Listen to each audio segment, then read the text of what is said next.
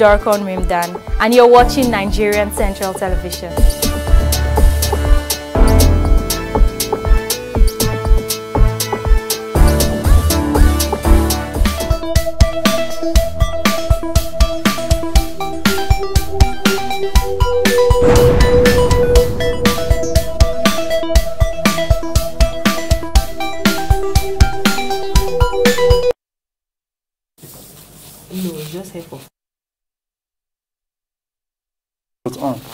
Hello, thank you for joining us on the National Discourse. My name is Folake Adesugba, and joining me today is Gabriel Tracy, motivation therapist. Thank you for being here today. Thank you. Now we're discussing insecurity challenges being a threat to national growth. Now I'm going to begin with recent developments. Now we've seen a change when it comes to head commands of certain, like the Nigerian Army and the Nigerian Air Force. Now recently, they appointed Air Vice Marshal Idi Lubo as the new Air Commander of Operation Lafia Dole in Borno State. Now he's replacing Air Commodore Tajuddin Yusuf.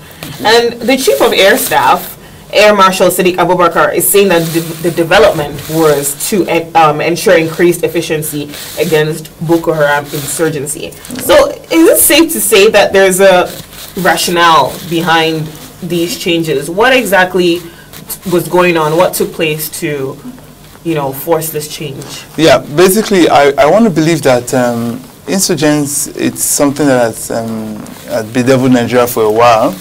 And the technicality and professionalism in tackling this issue advances over time. I want to believe that the security institution that governs Nigeria have been able to look at it from the perception that, look, there's a need for us to change strategy. Are we getting good results from our first approach? What are we doing wrong or that we need to do right? So I believe that they came on that perception in the sense that they were looking at taking hold of responsibility, someone who could be able to deliver across borders, and the time for change was necessary. So I want to believe that it was on a good interest for the nation in which that decision was taken. And I would also want to emphasize that insecurity in Nigeria has become something that we all need to get involved. We all as a nation, we all as the people, the governors, we all need to see this as our responsibility. I would not want to look at it from the perception of what decision was taken, the rationale, and why they took it. I want to believe that the people who took that decision have maybe the reasons why. But I also want to look at what has happened most recently. If you see the level of change in operation in the Boko Haram saga, you will find out that you think you've pushed them underground, but yet they're operating. You still see bomb attacks in Maiduguri and all that. Still popping up. So I want to believe that there's a need to change strategy, which is what the government has seen, and they're trying to change their strategy in tackling this matter.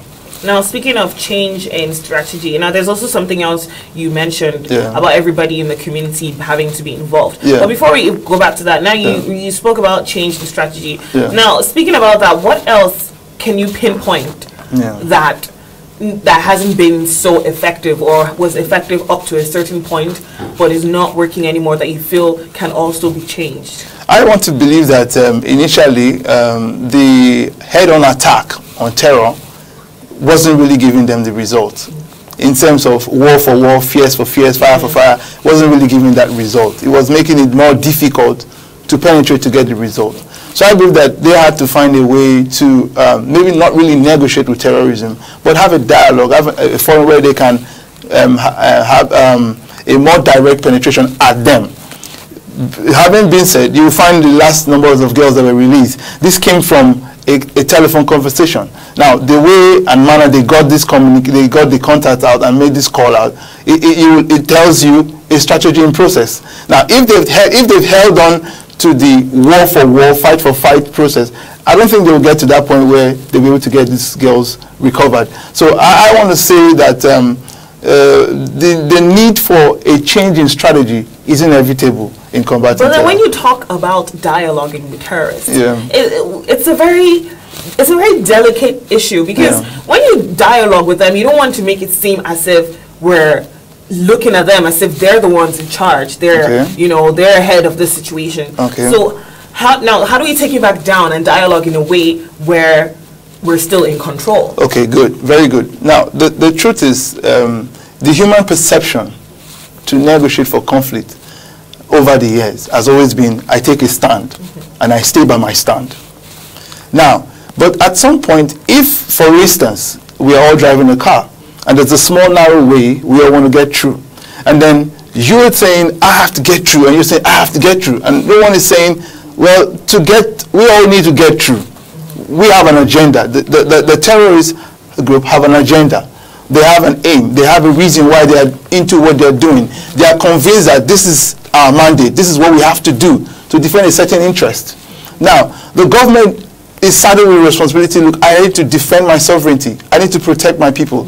I need to stop loss of life. I need to reduce the number of violence. I need to be in control of my governance. Now, at some point, even if I have to be in control of my governance, I still have to find a way to get what my results out. Now, if I have to get my results out, and in getting my results out, I may all need to call the other party and say, okay, why don't we look at it from a different rationale? Why don't we look, what is your interest? Why are you killing people? What do you want out of this? And then if it's something that we can get to a compromise, okay, you want to have a community, you want to have a certain level of control, but you have to have that control submitted to a sovereignty. So if we're able to get to that point where we agree and this interest can be reached, I don't see that as being vulnerable of a nation to negotiate at that level to save lives. But if you're saying that because it's tyranny, and tyranny is evil unto the land of man, and you must expunge tyranny at all costs, then you have to do that, reducing the numbers of casualties. That is the goal. But it's not just about being vulnerable. It's also about the tomorrow. Exactly. So if now we say, okay, let's discuss, and then you give them what they want, then they can also come back tomorrow and say, okay, we're just going to, keep doing this again. And there's going to be another uprising that, okay, they're just going to give us dialogue. We're going to get something out of it. But I don't want to look at it at that point. Now, it's possible. Yes, it's possible from the mind to cover exactly. It is possible from the mind of a tyrant to be in control. He wants to consistently rip you off what is yours, which is why you have to defend the state. Now, but I want to let you know, going back to the grassroots at the level in which the layman will understand this, from my perception as a layman, if I take myself as a layman, my interest is to wake up in the morning and be able to go to whatever business I have and get my daily bread, do a job and get my pay, and go back home to my family, which means I'm conscious of my security. I want to get there, do what I need to do, and get away. Now, but if for any reason there is a problem at the level in which I cannot get my daily life, I'm put in distress. In my distress, I'm also vulnerable. Now, if I become very vulnerable and somebody comes and tells me, I want to protect you, this bedevil was brought to you by the government, and he psychologically brainwashes me to understand that, look, maybe this problem and predicament I'm faced with was caused by the government, and this person is trying to fight the government to change that solution, to bring that solution that I perceive will profit me, and then I take up on and start moving. That's a wrong perception. So what am I trying to say? In changing strategy, there's a need for national orientation. Get to the ground man. Let the ground man understand what exactly is going on. Let the ground man understand why you also need to play a role to defend the nation in protecting your sovereignty. Because if this is done, we can become individual secretaries to ourselves. We can help the government to check the borders. We can help the government to check our environment. Who are within your location that are doing things you do not understand? Who are involved in criminally minded activities? You should be able to have a call to put through to a government enforcement body to come in and save the day. What am I trying to say? The issue that concerns security is vice versa. It's on every side. So if you're saying that if somebody comes and take away my state, and because he has taken it for the first time, I become vulnerable to him. I became vulnerable to him because I didn't do what I had to do to check it. If I needed to stop him, I needed to negotiate in a place where I will make him drop his arms. I will take that negotiation to a place where I will make him drop his arms. And I will take those arms. I will recover those arms. I will do it like what they did when they wanted to save the people who, the first boys who went to bust the pipeline. They told them to bring back their arms in a way that they can recover those arms and be able to give them another life. That's another way. You withdraw the quantity of violence arms available to them. You disarm them. You make them impotent to come into the country and do more danger. That is part of the negotiation. So you are coming at a place where you must achieve total control and unrest. So when they refuse to give away arms, this is where people go to war. But at that point, before it gets to that point where it gets to war, you must find a way to ensure that strategies that keep national security are consciously played out. National orientation, people sensitization, people involvement, security alertness. Everybody needs to know that this is a general responsibility for all, so that the government will not be able to drive the solution at this level. So I am saying that if you take negotiation, it doesn't make you weak. It doesn't make you vulnerable to them. But the matter is not negotiation making us look weak. It's the matter of, is this negotiation going to end today, or is this negotiation just going to halt it for the moment? No, it's not. We don't want to halt it for the moment. We want to put a stop to it. Period. Good. Now, also with this negotiation matter, all these people, this uprisings, this militancy, they're all different in all what they're doing. Now, when it comes to Boko Haram, they're much larger. Okay. They have other affiliations. So, are you able to negotiate with these kind of people when it comes? There are certain people that you might say, yes, we'll obtain it from this certain group, it's okay. But when it comes to this group in particular, are we really able to nip-point it? Yeah, we will go back to where it started from, its origin. I think the confusion of being able to solve it will go back to stemming at the origin. Why am I saying this? If you know where the matter began from, you can take it from there. Mind you, it started like a child's play thing. It started like a group of people within the school structure who felt they wanted to protect a certain ideology and they didn't want the Western system to operate. Somebody at some point took advantage of their presence to achieve a political agenda. But they now overblew. Now, what am I trying to say? They've overblown. You know the streams that brought them into existence. You know the sources that brought them into existence. You check the source.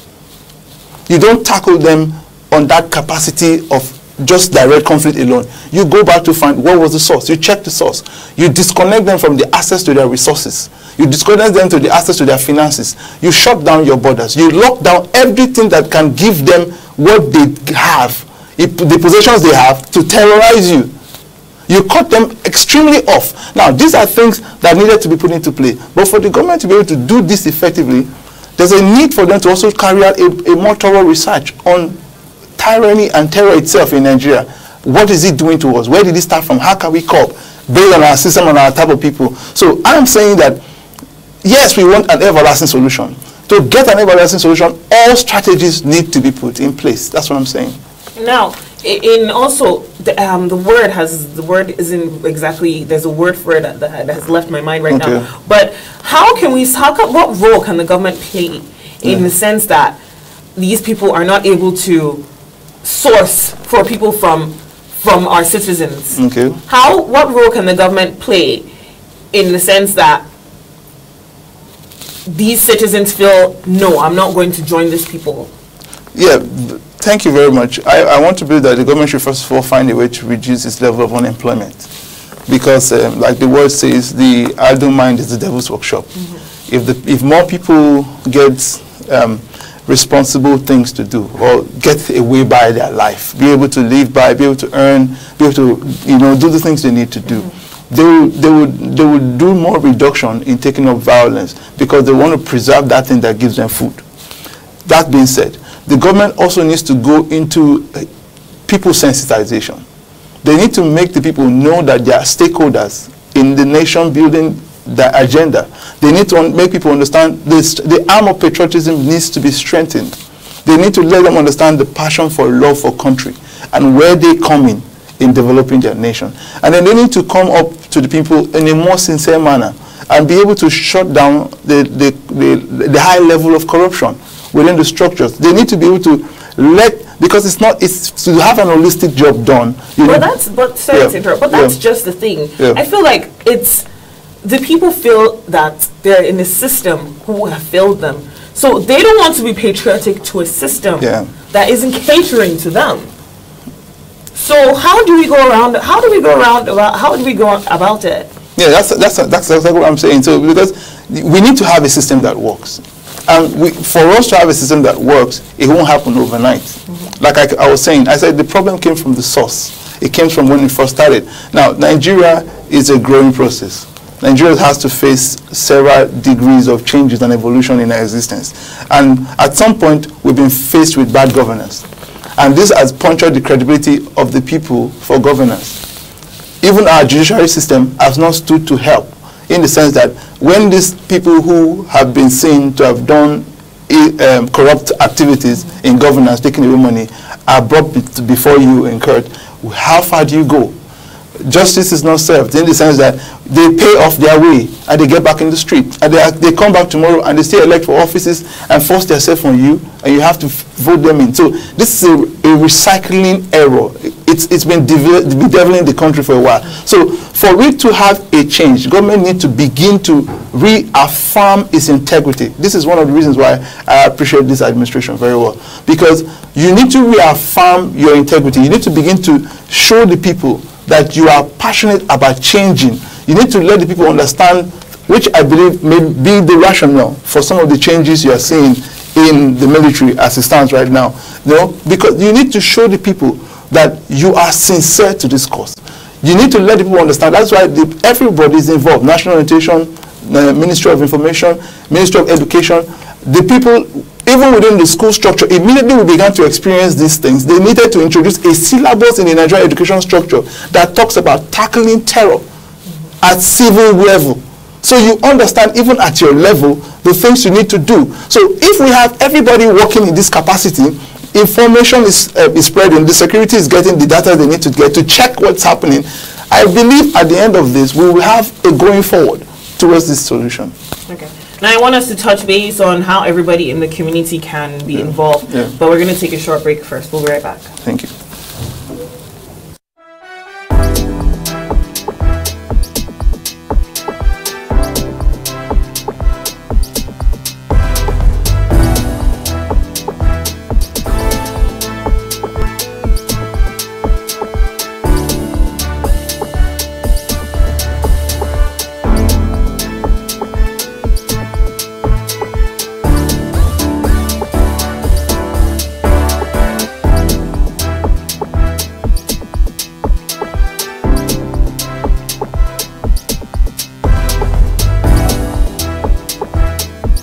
My name is Chris Okafor. My name is Uche Uduma. My name is Bella Kobe. My name is Mono Balagobo. My name is Dorkon Rimdan, and you're watching Nigerian Central Television.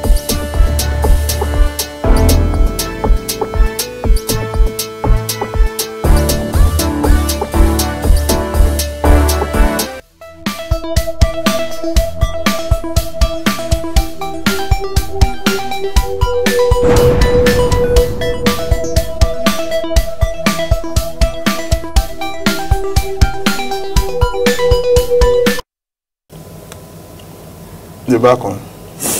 Now, welcome back. Now, we're still on the matter. We're discussing insecurity being a challenge to the growth of the nation. And in case anyone is just joining us, with me is Gabriel Tracy, a motivational therapist. Now, we were in the middle of discussing, and you had mentioned it goes down to everybody in the community playing the role.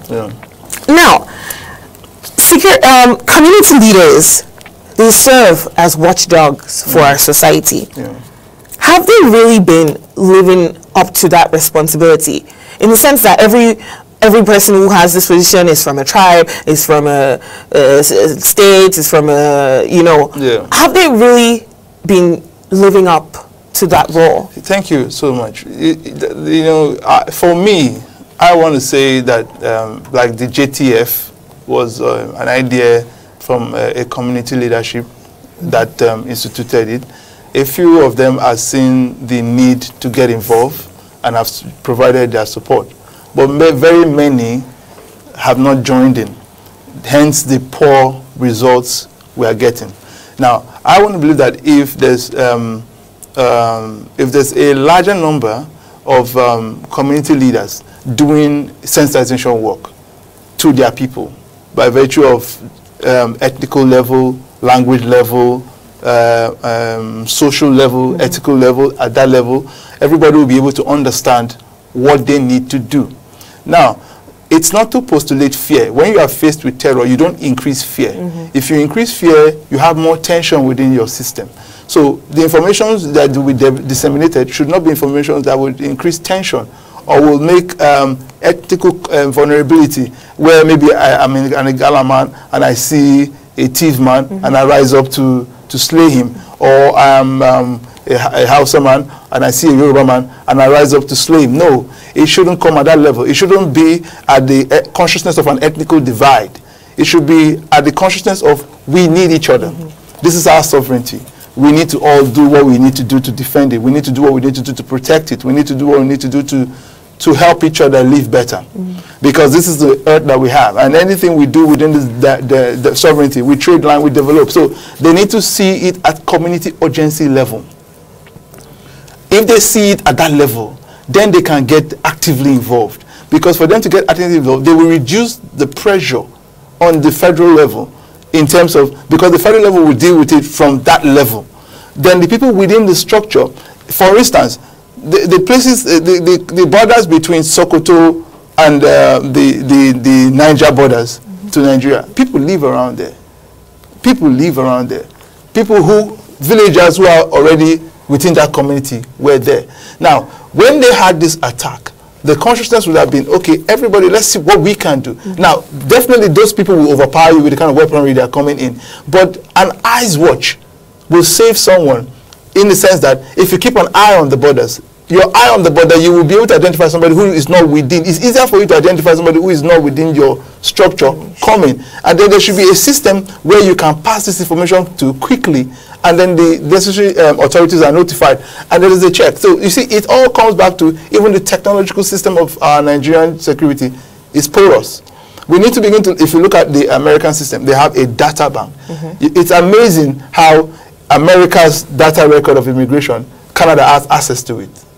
You see how it works. So a bordering nation even has access. So because they need to know the traffic, they need to be in the know of, in the loop of who is coming, who is going out. Now we need to have the same kind of check with Mali, with countries within our border system, in a way that they also be able to be a check line. But if you look at what's exactly happening, a lot of resources need to be directed at this, a lot of attention, more than what is being given. And I want to believe that enough is not done yet, but more can be done. Now, still on the matter of these community leaders, now, in terms, again, related to recent developments and recent things that have been happening, and change of command and all that, do you feel that it's time to aggressively clear out people that are not working effectively, are not able to produce what the country needs on every level? Yes. Do you think it's time to do an aggressive clear out? Very correct. Do you feel also on the same matter as that, even if they clear out and bring in someone else, that it's just a matter of education, that they all need to be educated? So are we still going to have the same problem if we have this aggressive clear out, or does it actually need to take place? Yeah, I want to believe that first and first we need to change is our culture of practice in governance, in politics. Okay. Our system of practice in governance and politics that stems more into loyalty than ability to deliver. Okay. We look more at who's loyal, who will keep my cause, who will not dishonor me tomorrow. So that's what's been the yardstick. Now, but if we're going to bypass that a little and put the nation and its growth and development as a case study, we will be looking for people who will be competent, even while we are looking out for loyalty, who will be competent to deliver that job. So that being said, I believe this is the right time to do a total overhauling, to do a change in dimension, to do like a more aggressive work to getting the result. So if you find people who have this passion to drive through, it's proper to bring them immediately at this time. Because if you do not check this now, we would have bigger problem 40 years to come. And that's a more dangerous time, because we have very vulnerable youths. And for crying out loud, a large number of them are unemployed. If you look at the level of social crimes, if you look at armed robbery, look at drug abuse, look at other areas of social vices, do the demographic check. You will see it's the youth, the young people. Why? Their hands are not engaged. Their hands are not engaged doesn't mean that their talent cannot be engaged. Their talent can be engaged. Government should be able to provide the right platform for talents to trend. I was watching a few videos, I think yesterday, and I saw how Philippines opened up. They have a very large population, but they opened up streams where young people can find expression by doing even dance contests, creative talent contests. To be able to help you find fulfillment. So if people find fulfillment in a sovereign land, they will defend it with their life. They will do all they can. Nobody will want you to come and spoil what gives them fulfillment, because that's why they're here. That's their essence. So on that platform, it's important that we begin to look at what other things can we do to reduce this by addressing issues of unemployment, or by coming in the capacity where we have to put responsible people at hand. If government needs to win the love and sincerity of its people, then if the need for changing cabinet is essence, they have to do it and get the right people to do the job. I think that's what it's funny, because I actually have a study fact that relates to that issue, but we'll get back to that. Okay. Now, we've identified that it's no secret that unemployment is an issue, and we know that it cannot be solved overnight. But what can the government start doing, effective immediately, that can start rooting it bit by bit, that something that it can start immediately that would also be effective as well, as well as in the long term and in the short term? What can they do? I think they need to begin to do enterprise development, enterprise capacity building. Man is an enterprise. Every human being is an enterprise. You are an enterprise. You are an enterprise that equates to 1 million customers if you are able to do your work well. What am I trying to say? Man is gifted in various capacities. Man has been able to invent. Everything you've seen on earth was introduced by man. Mortal beings brought everything to place. Technologies, aircraft, the roads, the houses.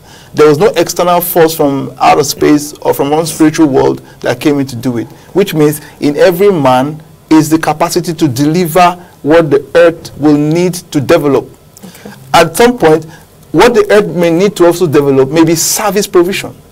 So man is also positioned to provide services. That's why you have people who give who come and give employment services. Now we also have people who can create a job. Now we need to increase the numbers of people who can create jobs. Once we can build the capacity for job creation, we can enhance that. It will reduce our traffic of idle minds on the streets.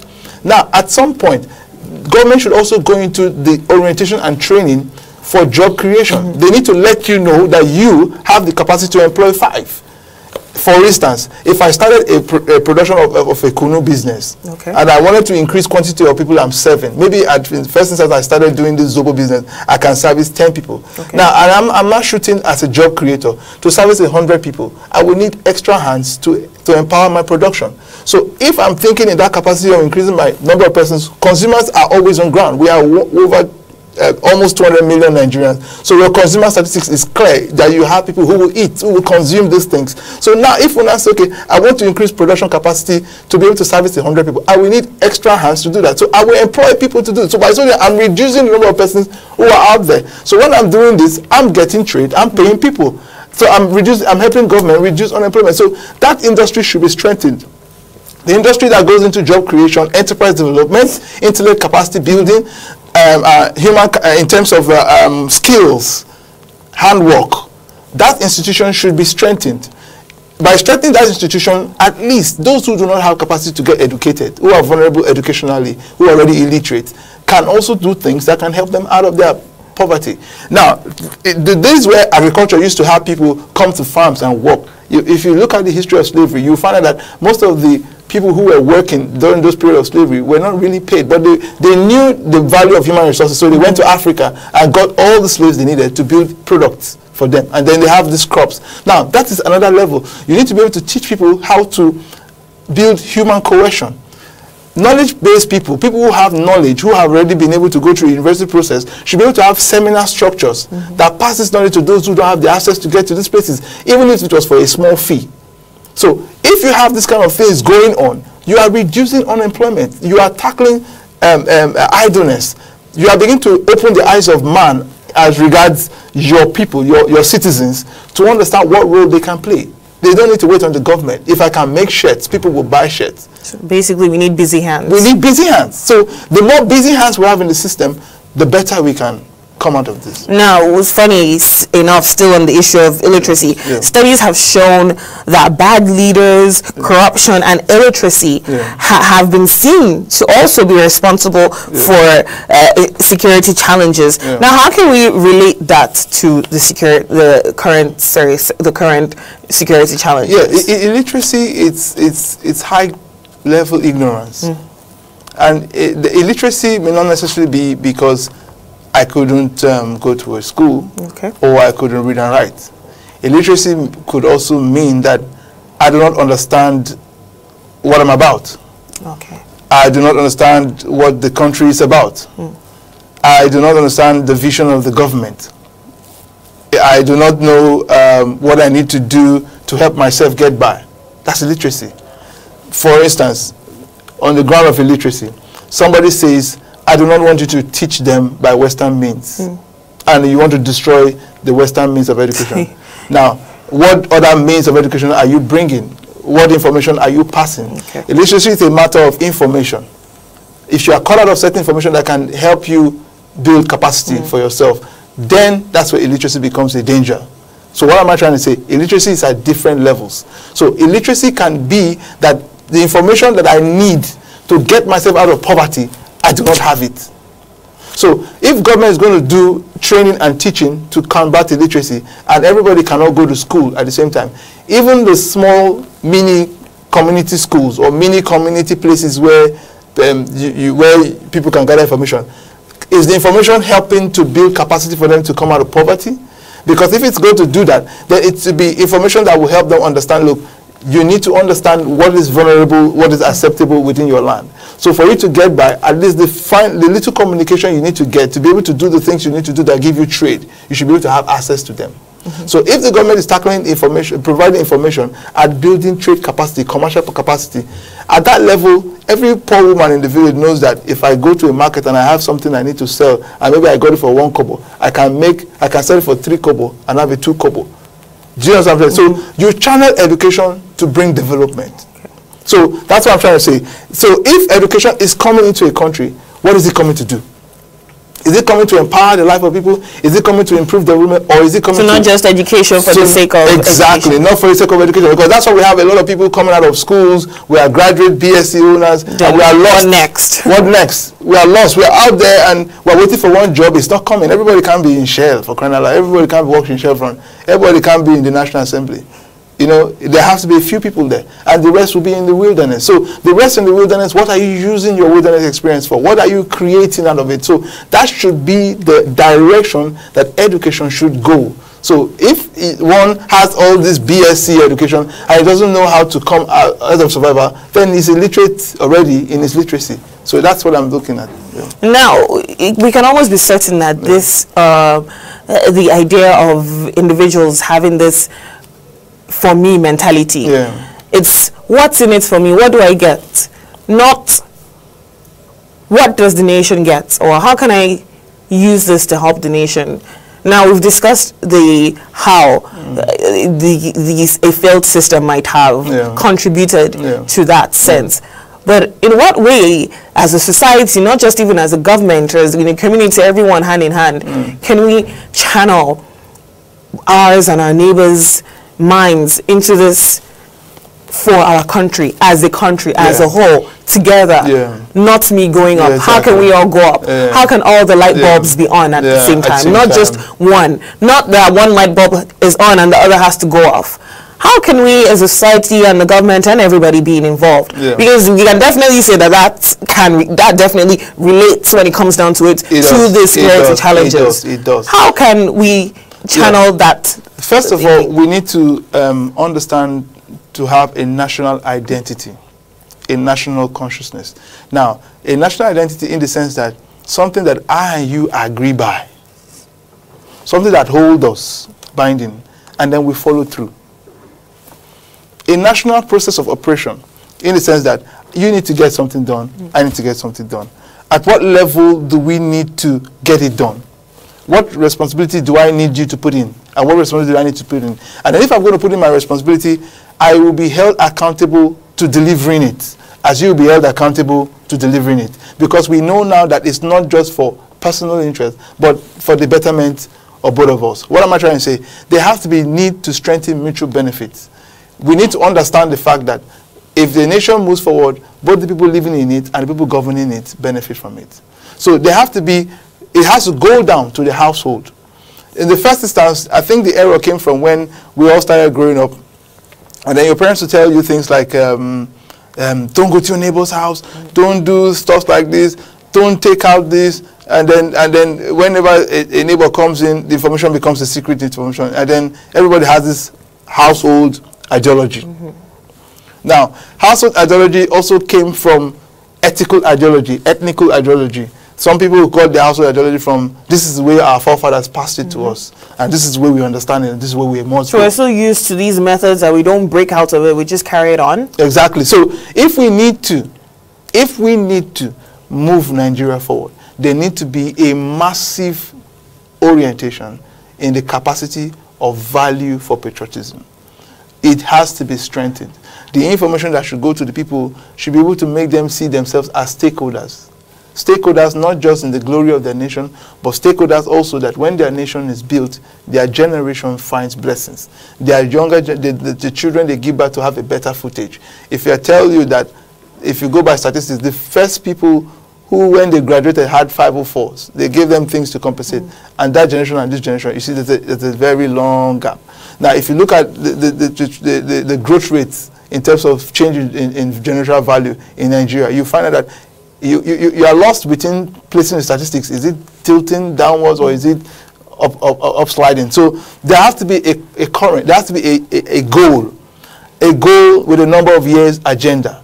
Like when they had the Millennium Goal, like when they had the 20 years goal, when they had the Nigeria centenary celebration and they wanted to see another 100 years of Nigeria. That's a very good goal. Now you are planning to see another 100 years of a nation. What are you putting on ground? Now, having said that, our error came from the governance, stakeholdership in the governance. I said at some point, for instance, if we had a constitutional agreement putting our ethnical divide into consideration that protects us politically, I don't think we'll have this kind of unrest. In the sense that it says, okay, the Yoruba man goes there, does 8 years. The 8 years you centralize development to the west. Your 8 years is done, you wait for another turn. The next people go there, the Hausas. You take another 8 years, you centralize development to the north.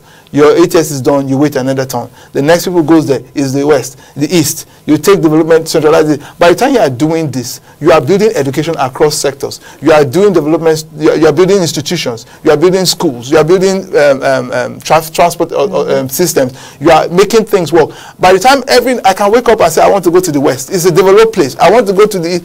Every part benefits. And then you are held accountable by this. So if for 8 years you went down, you represented a particular region and you didn't do well, the region holds you responsible. They don't hold the nation responsible. They hold you, the representative, responsible. By so doing, the representative becomes accountable to their offices. So everybody's on check. So, but to get here takes a whole lot of trying and falling, which I believe is what we are going through. And over the years, we may get by. We're going to have to start rounding up soon and putting in our last words, but let's take a short break first. We'll be right back.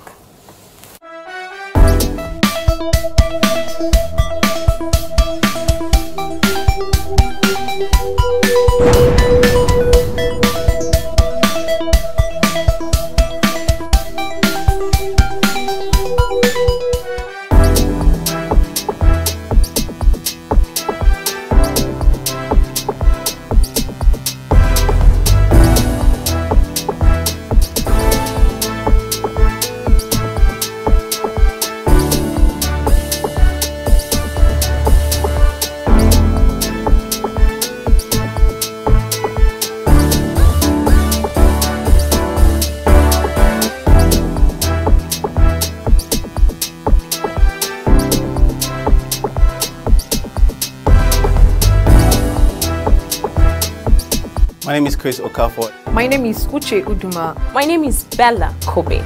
My name is Mono Balagobo. My name is Dorcon Rimdan, and you're watching Nigerian Central Television.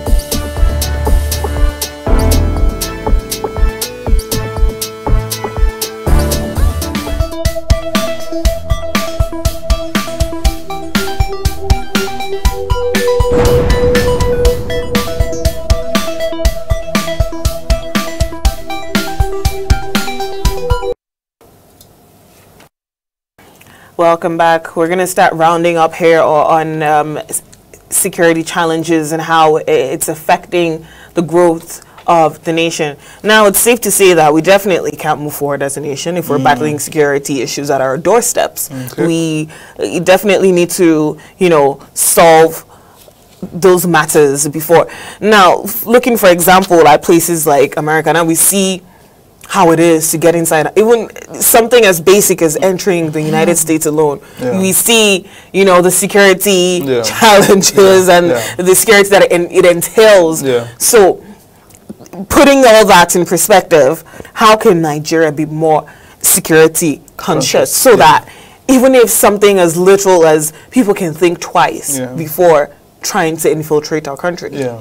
Thank you so much. I will first of all want to start by giving us a small benefit of doubt, just a soft landing. Okay. I'm giving us that soft landing because insecurity as regards terrorism is new to us. It's not been in our system. We've not ever experienced it. Now, but in the foreign world, they've seen more of it. If you look at it is because of they know that people want to leave territories to come and take resources from their land. They've been facing it. If you look at their history, it's been one war or the other. Look at the France Revolution. Look, it's been one problem or the other. So over the years, they understand the terror involved in tyranny. But looking looking at our past though, in terms of slave trade and all that, you think that we'd have some sense of something in place to prevent things like that from recurring? Yeah, our capacity for development has been very slow. It's been very, very slow. It's not, and our governments have not put it into consideration to build that capacity, which is why we are suffering that consequences now. Now, their government put such quick, stringent operations on ground and followed through. They checked immigrations, they shut down the entry, they were in control of who goes in, who goes out. They checked their borders, they empowered their military, they prepared themselves. They were ready for terror. They knew it will come. People will always want to come and take away what is yours if you do not protect it. Now, we were lost in slavery and were technically hypnotized. We saw, to a black man, the white man is a god. It was everything the white man brought to you, you believed. Everything is sold to you, even the religion you are holding on to strongly today, institutionalized from them. They came in with culture, they came with everything, and because they already had your mind, they were in control of where you eat from. And because your primary essence was to survive, all you wanted was, let me just get by, let me be able to get a meal. So you were living per meal. So your brain couldn't process any other thing at that time because all your brain was processing was survival. But you've evolved from there. But you're refusing to let your mind break away from the consciousness of slavery, from that process of hypnotization that it was put on you unconsciously. You don't want to break away. You still want to hold on to it. But if you decide to break away, you begin to put corrective measures. You wouldn't want it to happen a second time.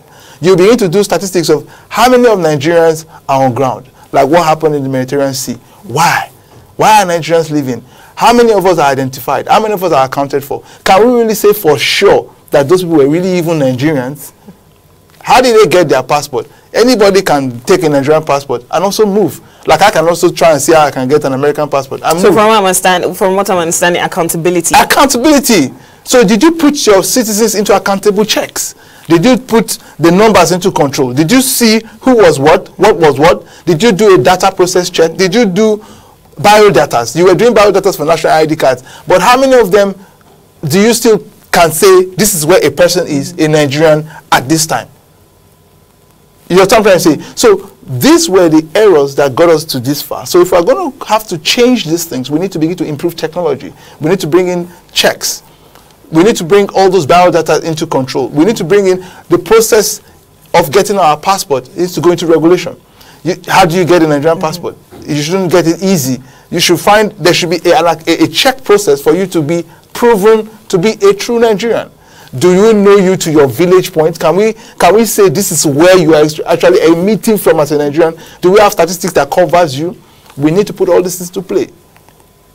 So by doing this, we will reduce the number of tension that comes to us, because protection and defense can come when you can account for who you have. Unfortunately, we're going to have to start rounding up. We're out of time, but this has definitely been a very interesting and intriguing and heated conversation. Once again, thank you for joining us. This has been Gabriel Terry. Yeah, Tracy. Tracy, sorry.